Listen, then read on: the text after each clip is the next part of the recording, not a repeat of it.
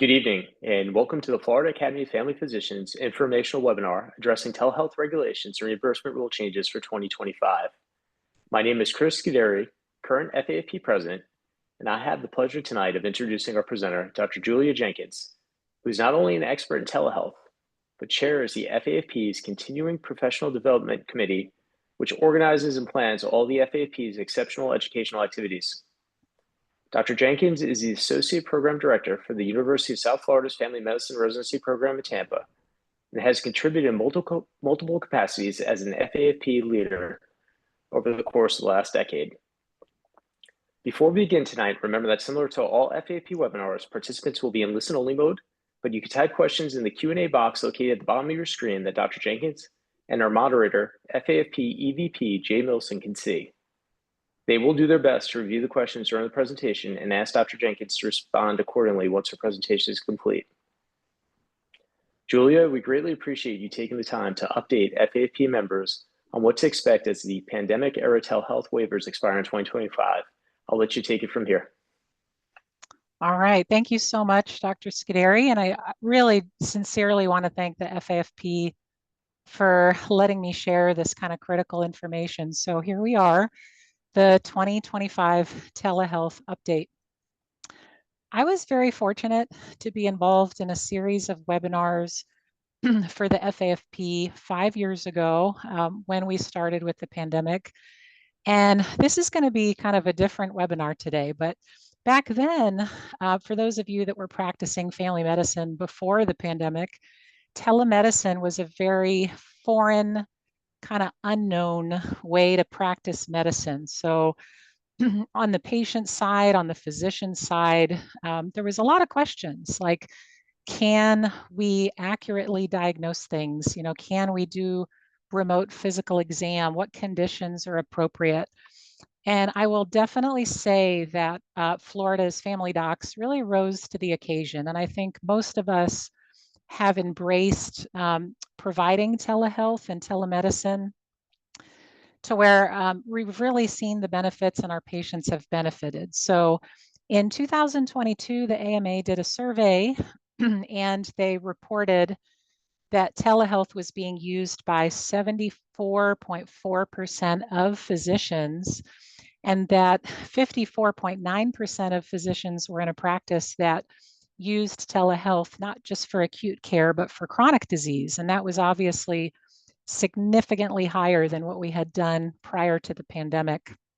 Of course, the survey included who did a video visit with their patient 1 week prior, and primary care physicians, it was 66.8%, and a little bit more in the mental health space, but really a lot of us have been utilizing telemedicine. So what allowed that for us and for us to be there for our patients during the pandemic was these waivers. It initially was the Section 1135 waiver, and that really allowed Medicare and Medicaid and different payers to relax the requirements. It didn't have to be a rural area. It didn't have to be a particular type of visit so that we could be there for our patients. And then when that expired, we had the Consolidated Appropriations Act in 2023, and that very recently expired December 31st, 2024. And we're going to talk about what we have now. But I think the big takeaway is that those waivers are gone, and we've got a couple Band-Aids, but without those waivers, we really can't continue to do telemedicine the way that we've become accustomed to doing telemedicine. So most acute and chronic conditions are going to no longer qualify for telehealth coverage unless your patient is in a rural health professional shortage area. There has been from CMS and others some permanent legislation to help protect some aspects of telehealth, but really the main conditions that we're going to be continuing and providing remote care are mostly mental health conditions and substance use disorders, which are really critical services for our patients. So those are the two services that the two kind of key takeaways from this talk. So before the pandemic, telehealth services used to be limited to what we call rural health professional shortage areas. And that was defined by HRSA, the Health Resources and Services Administration, or counties that are outside of what is defined as a metropolitan statistical area, or MSA, which is determined by the US Census. So what you're seeing in this map, when I talk to physicians about the future of telemedicine, they go, well, are there areas of Florida that would qualify? Because maybe someone practices in Ocala or Tallahassee, or areas like in the North Florida where it really is cumbersome for our patients to get care. And what you're seeing here is it's very sparse. I'm sorry, I'm hearing somebody on there. So you can see that the coverage for this is very sparse. And a lot of our parts of Florida don't necessarily qualify as a rural area. So here's the Band-Aid. So right at the last minute, at the end of December, the legislators created this American Relief Act of 2025. There was a lot of different policy in there, but the one relevant to telehealth extended the waivers that we're kind of accustomed to until March 31st, 2025. So that is currently where we're at. And I think that's why this webinar is so critical, because our patients are scheduling follow-ups, and we're making plans for what we're going to do to kind of help manage their chronic issues and their acute issues. So we need to be organizing and trying to figure this out now. So this American Relief Act, we can still see patients in their home. It doesn't have to be in a rural area. There's additional protections for federally qualified health centers and rural health centers to be able to take care of patients in underserved areas. And it delayed some of the in-person requirements for mental health telehealth services. So, some of you might be asking yourself, why? Like, of course, I'm asking why. And unfortunately, when they've had discussions about permanent telemedicine policy, there's been a lot of concern among legislators and payers that there's going to be cost concerns, and there's going to be excessive healthcare spending, quality concerns, because there's not a lot of good data about how telehealth care compares to in-person care.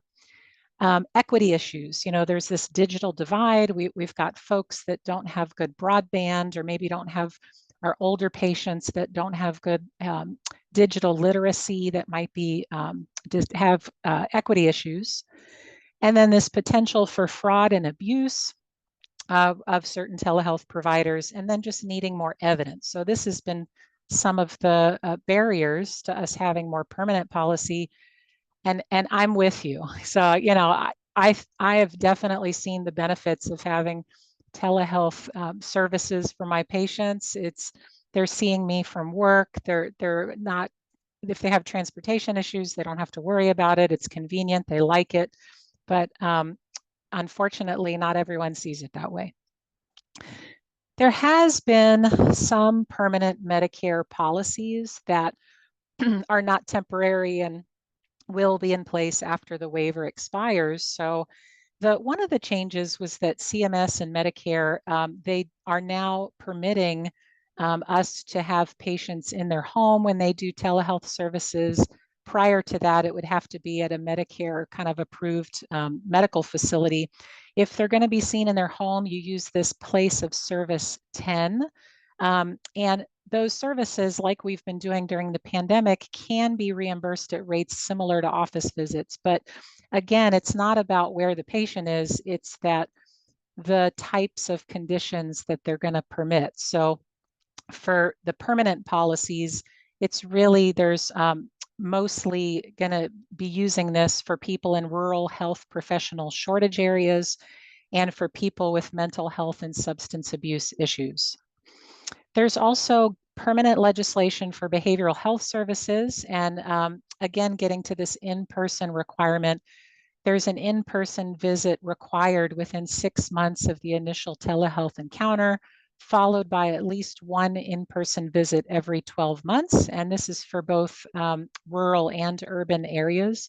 And there's also been legislation to permit not just psychiatrists and primary care physicians, but other types of healthcare providers to be providing mental health services. Temporarily, we do have a waiver for the in-person requirement because mental health is something that they recognize as kind of a critical need. And so there is no in-person requirement until January 1st of next year. Another permanent Medicare policy as of 2025 is some limited direct-to-patient telehealth services like e-visits and virtual check-ins. So e-visits is communication with your patient through the portal. It is time-based and complexity-based, and so the reimbursement rates are there. The codes are 99421 and 99423, and again, that's time-based.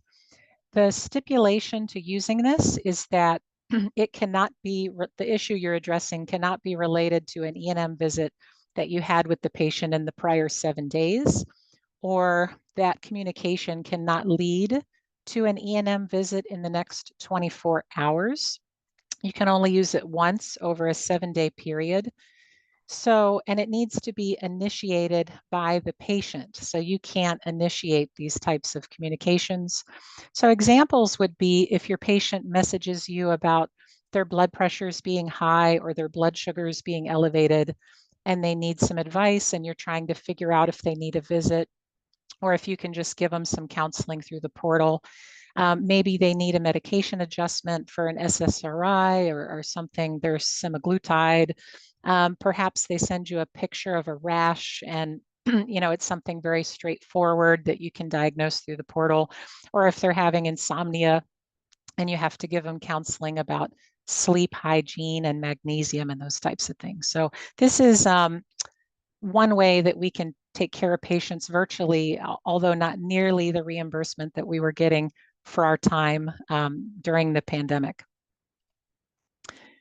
The other kind of direct to patient is something called a virtual check-in. So a virtual check-in can be audio only via phone, and you can see the reimbursement there. Again, definitely lower than our reimbursements for telemedicine currently.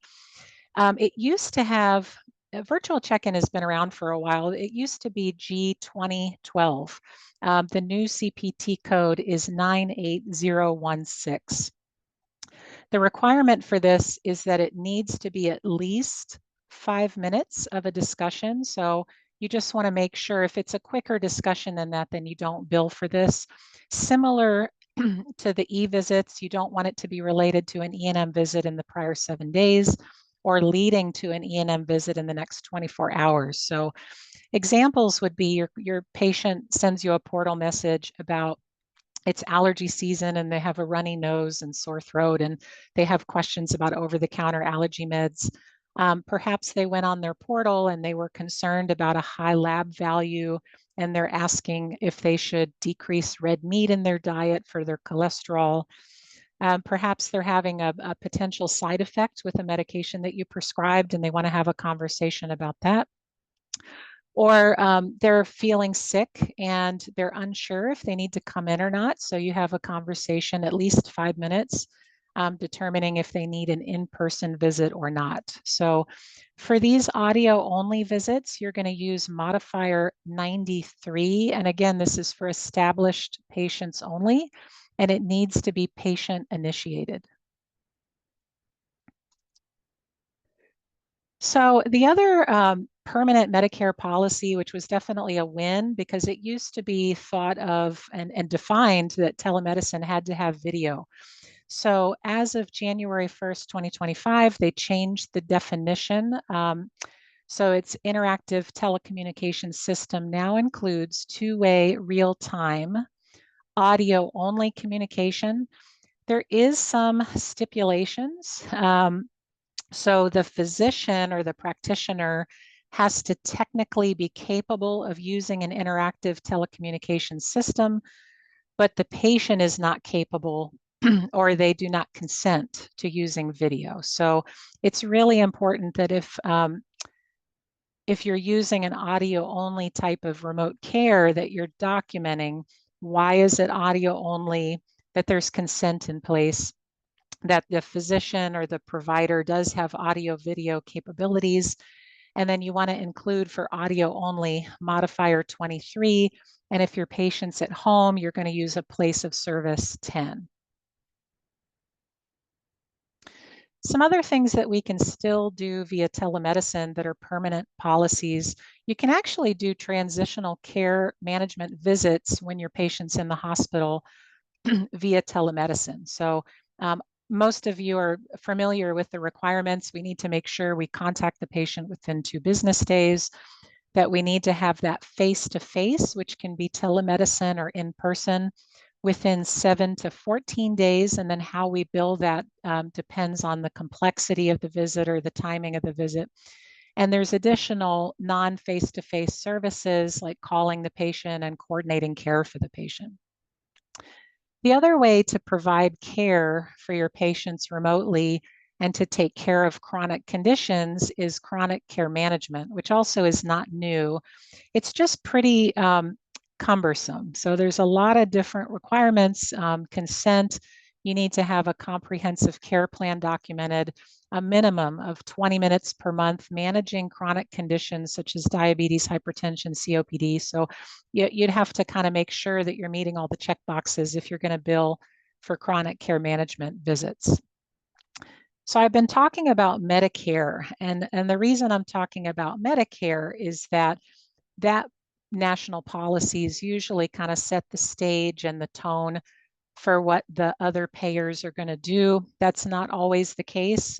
Definitely your commercial payers can have different telemedicine requirements than Medicare.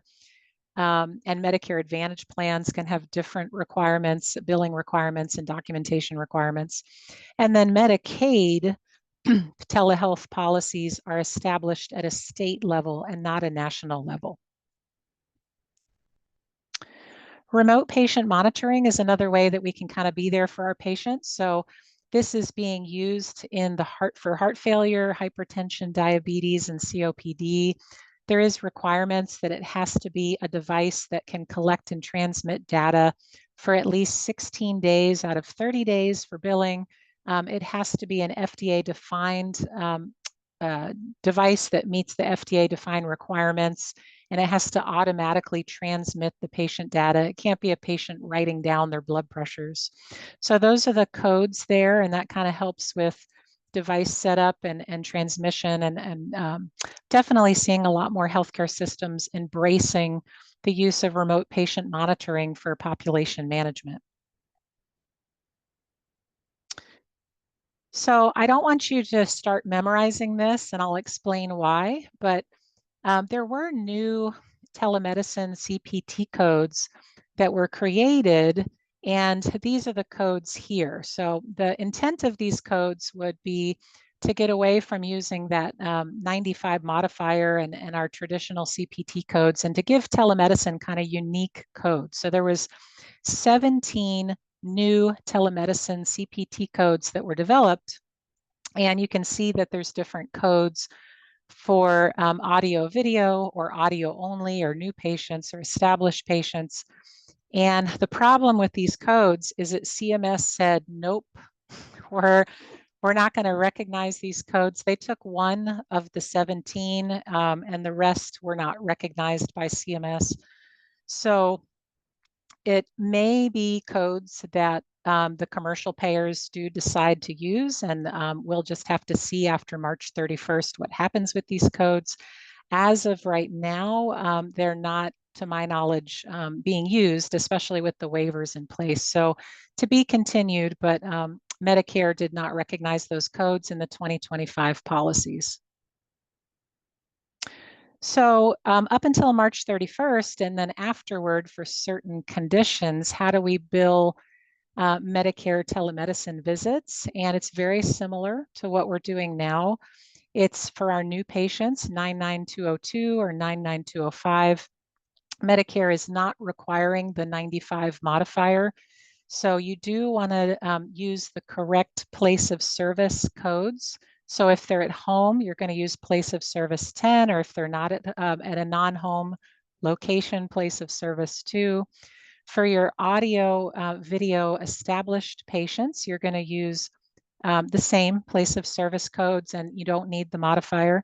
For audio only, like your virtual check-in, which was that one new telemedicine code that CMS did pick up. Again, you're going to make sure to use the 93 modifier. You're going to make sure it's at least 5 minutes of a conversation, and you don't need place of service codes. It doesn't matter if your patient is rural or urban, so there's no geographic restrictions on that code. So switching gears a little bit, controlled substances. So Florida has its own telehealth prescribing policies that became effective July 1st, 2022. That does allow us to prescribe Schedule 3, 4, and 5 controlled substances remotely. And Schedule 2 substances can be prescribed via telehealth for psychiatric disorders or inpatient hospital treatment, hospice care, nursing home residents. But at a national level, the DEA and HHS, they extended telehealth flexibilities until December 31st of this year. So that was under the third extension of COVID-19 telemedicine flexibilities. So we don't, despite the Florida policies, which gives us some wiggle room, the national policies definitely give us some wiggle room up until December. So you might be asking yourself, well, what's the difference between Schedule 2 and 3? So this is just a little chart to kind of help us all remember. And really, Schedule 2 is mostly like your narcotics, your ADHD medications, methadone. Schedule 3 are things like phentermine, buprenorphine, testosterone, codeine, and then you can see the other categories are benzos or Schedule 4, and so on and so on. So it's just a little kind of cheat sheet to look at.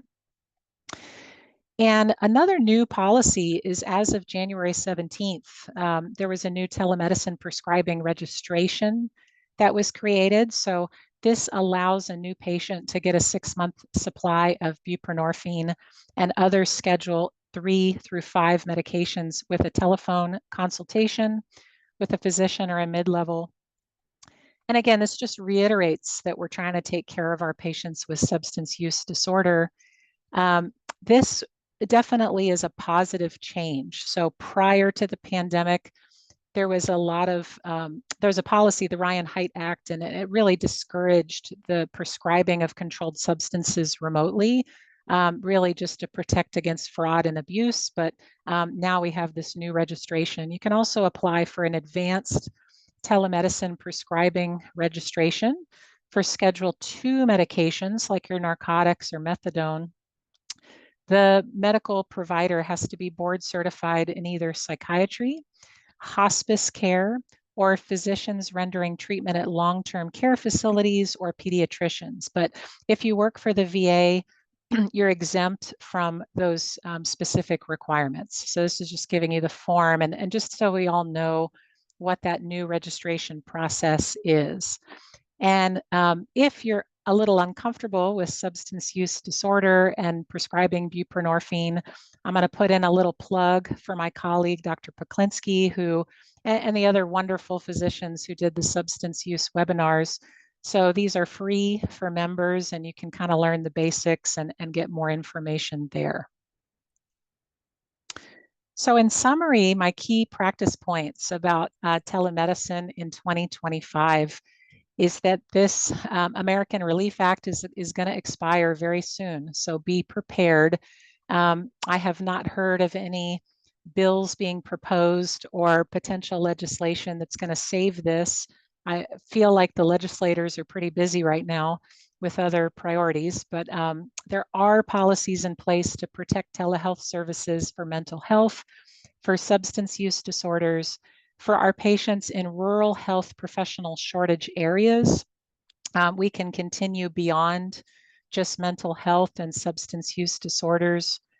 Thinking about options like chronic care management and remote patient monitoring. So if you want to do population management of your diabetics or heart failure patients or hypertensive patients, that might be something to start exploring. Think about 98016 for an audio only kind of check-in, and use the 93 modifier because it's an audio only telemedicine encounter. The reimbursement is not great. You can also think about e-visits for your patients that are messaging you. It has to be patient initiated, and these are time-based codes. Remember that we have some time with our controlled substance policies. So there is an extension until December 31st, 2025. And then my final plea, and then we'll have time for questions, a little time for questions, is please advocate for continued telehealth care, because I do think it's been a wonderful way to take care of our patients. So thank you so much to the FAFP. And if you have friends and colleagues that couldn't attend live, I would encourage you to have them go to the FAFP website and look under non-CME webinars so they can watch this later on. So thank you so much. All right. Thank you very much, Dr. Jenkins. We really appreciate the presentation. That was excellent. I know that we don't have any questions currently there that have popped up, but I know you all very well. There are questions. So please go to the Q&A section and type your question out, and I will ask it of Dr. Jenkins, and we will get some answers for you, hopefully, or we will research them and get them back to you. Yeah, and it's interesting. I've my healthcare system, I gave a similar presentation, and they've asked me, does this apply to all physicians? Because I've geared this towards primary care physicians, and the answer is yes. So, Mm-hmm. you know, a lot of your patients are seeing their urologist or their cardiologist and doing remote visits, and this applies to all physicians. So it's really important that we help educate our patients that this is going to be a major change. Yeah, that's a great point. And we're starting to see some questions pop in. So for e-visits, do you need to call or video, or can it be done via portal response? So an e-visit is specifically audio. So an e-visit doesn't need video. It does have to be 5 minutes. So if you're just, you know, quick phone call to your patient, it only takes you a minute or two, you would not bill an e-visit. But if it takes you more than 5 minutes and it's not, they weren't there just yesterday asking about the same thing, it has to be not related to a visit within the past 7 days on that particular issue you're addressing, then you can bill an e-visit, and it is just for established patients. So it has to be initiated by the patient. It's somebody that maybe they message you and they say, can you call me? I need to talk about this. So it could start as a portal message or a phone call to your staff, but it's you picking up the phone. So you can't provide the service via the portal. It has to be over the phone. Great, great. Yeah, that's a good distinction there. Okay, so how about Dr. Buchanan is asking if a patient has to go to their home in Maine, rural Maine, of course. Well, isn't Olive Maine? Never mind. But it is my chronic as a chronic patient. Can I do a telehealth with them out of state? Yeah, the answer, the short answer is no.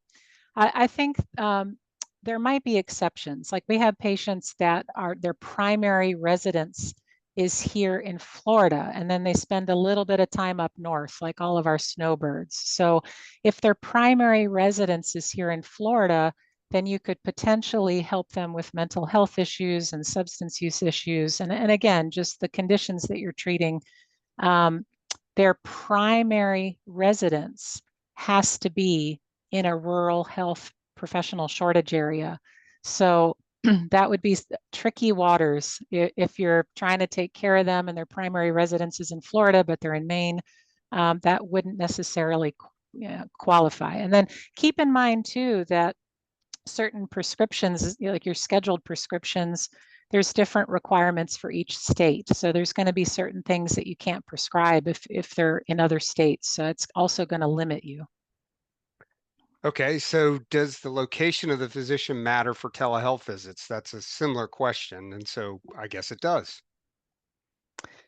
Yes, the practice location matters and the patient location matters. So Okay, it's tricky in Florida. There's just very few instances. There's definitely pockets of Florida where this is going to apply. So that's why that's included in the webinar. But I think for the vast majority of Floridians, it would be tricky to get it qualified under this rural health professional shortage area. right. And so Dr. Marcini is asking whether or not it has to be within the state of Florida, and sounds like it does have to be within the Mm-hmm. state of Florida. Yep. Okay. Yep. All right. Dr. Dominguez is coming back. She is asking whether there are templates doctors can share. Oh, wow. That's a good question. Um, templates. I mean, really, I tried to put a lot of detail in these slides. And so if you refer to the slides, like that'll help create your auto text and kind of help with your documentation. And I feel like it's too early to create templates because we're just all kind of waiting to see what happens March 31st. So, some of us are kind of praying that there's going to be a Hail Mary pass and maybe we'll see some extensions and some expansion of what's currently there. So I don't know of any templates yet, and I'm sure we'll develop some if that's useful to the members. I'm sure that'll come. Okay. Thank you very much. If we had a poster we could put in an office or a handout to give patients to ask them to contact legislators asking for telehealth protection, that could be helpful. That's more of a comment, and that's something that we could consider. We can work with our liaisons and our advocates in Tallahassee to see whether or not and what would be appropriate. But any comments on that in terms of how we would I kind mean, of it is promote that not through? hard. Yeah, Yeah, it is not hard to contact your local legislators and yeah. to figure out who they are. And if you want your patients to call your local legislators, do that too. I feel like the FAFP does a great job trying to advocate for these things. And I would highly encourage people to think about Doctor of the Day and being involved with the Political Action Committee and those types of things. But the more personal stories that they hear from us, I think that's going to be very helpful and really speaks to what we're seeing boots on the ground with how it's helping patients. All right, and Dr. Jenkins gets extra credit for promoting Doctor of the Day. Anyone that wants to do that, Yes. please reach out to me. So, Dr. Willis is asking whether or not a rural health shortage area is different than a health shortage area. Yes. And again, it's kind of defined in two ways, but the rural health shortage area as defined by HRSA is different than just a health shortage area. And again, this is like pre-pandemic policies. And so I feel that it is defined as rural, but we'll just have to see how that gets clarified after March 31st as we all kind of pivot. But yes, as of right now, we're going back before the pandemic, we're going back in time, and it had to be a rural health professional shortage area as defined by HRSA. Okay. So, Dr. Peterson's saying, so essentially, we may not be able to bill for most or all of our patients, 99202 to 205 and 99212 for, a new versus an established patient to 215. After Yeah, the deadline via the virtual visits, they won't be able to visit. They won't be able to bill for those through I mean, CMS. correct, Yeah, correct. unless some additional modification similar to the Relief Act is once again passed. Yeah, and that reminds me of a question I get a lot too, because I work with residents and they said, "Well, isn't everybody stressed and anxious? Can't you just call it mental health and then then it's covered?" Yeah, The answer is no. It has to yeah, be the primary reason for the visit. But if you're helping your patient with mental health needs, then continue to do telemedicine. So,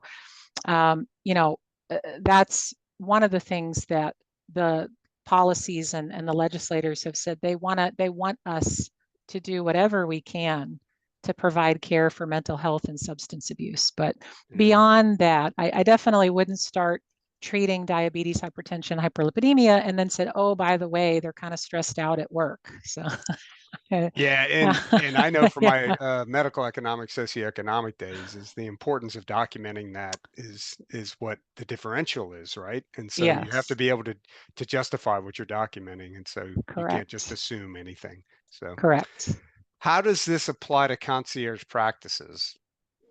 I have my own Wow, opinion on that's a that, good but I mean, question. I don't know. I mean, yeah, I lucky mean, them, right? Lucky yeah, them. So, I don't think that it would. I You're don't think already it getting makes paid any a cash difference. price, so Yeah. uh, yeah, uh, I would imagine that may apply some of the prescribing policies. I don't think it makes any difference what you're billing the visits as, but I would think the DEA would care about some of the controlled substance policies in a concierge mhm. practice, but what, the types of visits and the conditions you're treating, I don't think it affects you there, to my Yeah, knowledge. not the billing, but obviously the coding. Right. Yeah. Okay, so snowbirds that who remain residents out of state of Florida, but are there, let me see, but you are their PCP by insurance. How do we Mm. handle these situations? So they live out of state, but we're the Yeah, PCP, and I have some of those. I mean, yeah. again, that they're pulling back everything, so I think that would not be permitted, unfortunately. So if a lot of my snowbirds have a primary care up north and in Florida, and we're just going to have to go back to that, unless it's a mental health or substance use or condition where we really need to kind of do everything we can to be there for the patient. Okay. Um, so Dr. Patton's asking, in the early days of COVID, the hospital systems wanted us to document provider in Florida, patient in Florida, with Yeah. Florida license and patient request telemedicine visits. Do you recommend that kind of documentation, or is that Yes. overkill? No, I definitely recommend that kind of documentation. And what I'm waiting for too, and I don't have a good answer for, is you want to document the originating site, which means where the patient is, and put home. But I've been seeing a lot of patients at work. I've been seeing a Hmm, lot of patients in their car, at yeah, different places. And so what is that going to look like? So you do want to document what state the patient is in and say Florida, what state the provider, the physician is in and say Florida. And then you probably want to also document that the patient is at home, since they're very clear that the place of service 10 is home and not work. So I would encourage you to document that. yeah. We're talking physical state, not mental state. Right. Oh, yeah. Got to keep it light, right? So if you're conducting a virtual visit for mental health and the patient asks to address HTN or other chronic illnesses, would it qualify as well for the virtual? Can you ask that again? So yeah, say You're that again. conducting a virtual visit for a mental health, Yeah. visit, and the patient asks to address an HTN or other Yeah. chronic Hypertension. illness, Yeah. hypertension. Yeah, I'm sorry. No, Would no. it qualify as well for the virtual? I mean, So both conditions, yeah. if the primary reason is mental health, and that you're documenting why they didn't come in, and then of Yeah. course using good judgment, if they're 220 over 110 and you're addressing it via telemedicine, then that's probably not appropriate. But yeah, they're Yeah. chronic hypertension, and they're mainly there to talk to you about anxiety, depression, and then they say, oh, by the way, and you guys have that as kind of a secondary conversation. I think Mhm. that would be reasonable.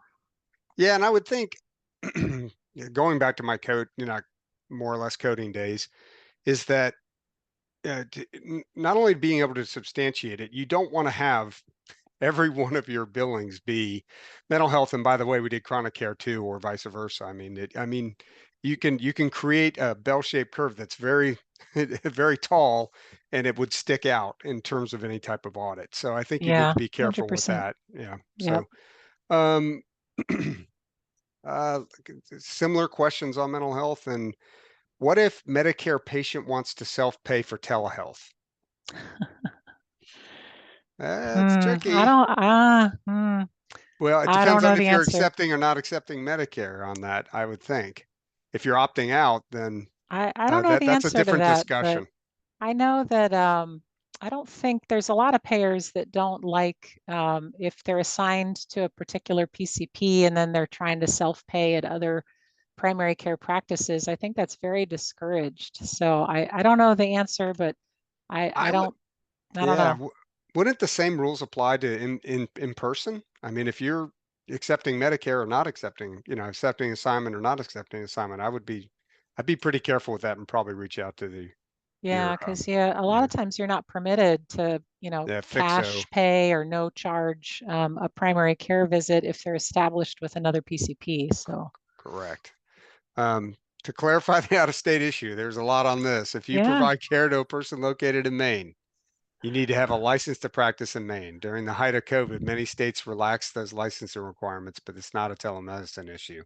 It's a licensing issue. yes. I That. like Thank you that. for clarifying that. Good, I good, good comment. 100% agree. Yeah, That was a yeah, very good comment. yeah. Yeah.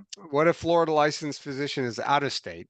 The patient is in Florida resident and physically located within the state.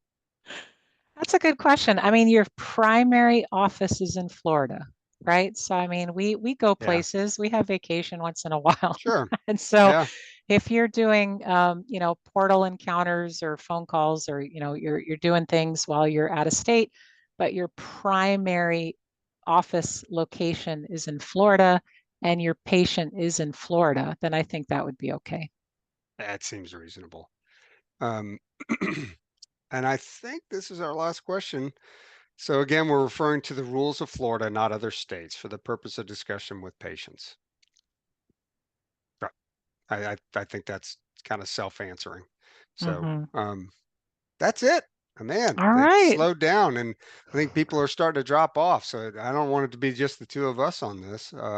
Thank you The so numbers are much. rapidly. Yeah. I hope Uh, this was helpful, and I'm sure we'll have more resources as we get past March 31st, so we can keep yeah. everybody updated. Well, Dr. Jenkins, we appreciate all you do for the FAFP as well as not just on telemedicine, but on so many different levels. So I want to thank everyone else for joining us tonight. Please make sure you continue to look for updates from FAFP Communications, particularly on our weekly news blasts and on our website if you need information. If you can't find it, just reach out to the staff. We will make sure that you can locate it, or if it's not there, we'll make sure that it is provided to you in any way. The webinar will be posted on fafp.org and it'll go to our YouTube site. So you can get that, and we'll work with Dr. Jenkins in terms of being able to get the slides for those that just want to review the slides. We'll work with her on that.